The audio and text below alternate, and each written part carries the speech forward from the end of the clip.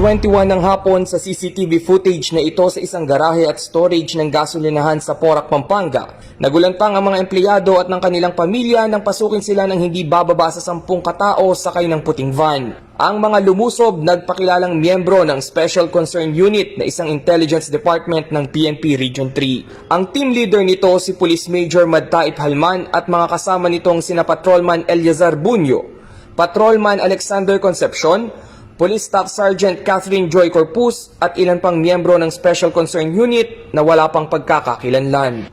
Bukod kasi sa hindi nakauniforme, nakasibilyan at may mga dalang high-powered firearms at nakatsinelas pa ang ilan. Dire-diretso sila sa bawat sulok ng pasilidad, naghahalughog sa nasabing establishmento kahit walang search warrant o warrant of arrest na ipinaliliwanag sa mga empleyado.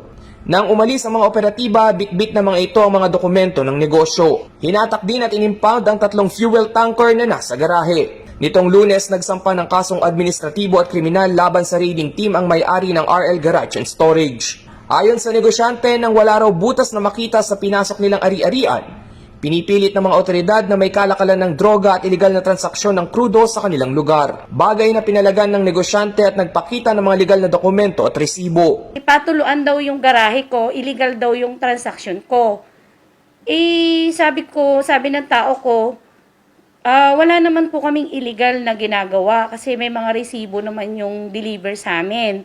Tinatanong namin kung anong mga pangalan, ayaw nilang sabihin. Basta kasi naka-short lang, naka-tsinelas, walang ID. Upang mapatunayang lehitimo ang kanilang negosyo, ibinigay ng negosyante ang kopya ng kanilang business permit maging ang updated certificate of registration ng kinuhang truck. Kinu-question din ng negosyante dahil kahit walang ebidensyang nakalap, inaresto pa rin at ikinulong ang kanyang mga empleyado na sina Jason Rentoria, Elamar Diaz, Randel Torrero at Rogelio Centeno. Dinala sila sa Ulibas, dinala yung truck ko na 2, tsaka yung isang truck ng supplier ko, tsaka yung 3 tao ko. Nang makausap umano ng negosyante ang kanyang mga trabahador, humihiling daw ng 1 milyon ng mga otoridad kapalit ng kanilang kalayaan. Nang hindi nila ibigay ang hinihinging halaga, binigyan pa raw sila ng discount at ginawa itong ₱250,000 ng mga operatiba. Unang deal nila is 1 million. Tawag na tao ko, bakit tayo magbibigay ng 1 million? Wala naman tayong illegal na transaksyon. Dahil sa tangkang pangingikil, pagkuha sa mga personal na gamit at pagkakadetine ng walang karampatang ebidensya, patong-patong na kasong paglabag sa RA 8165, RA 6969 at RA 9514 ang isinampa laban sa mga miyembro ng Special Concern Unit ng PNP. We filed the admin cases last June 1, 2020. It includes a grave misconduct against the personnel of Special Concern Unit of Camp Olivas. Today, we're filing the criminal cases. It involves 3 cases: grave threats, arbitrary detention, and as well as robbery.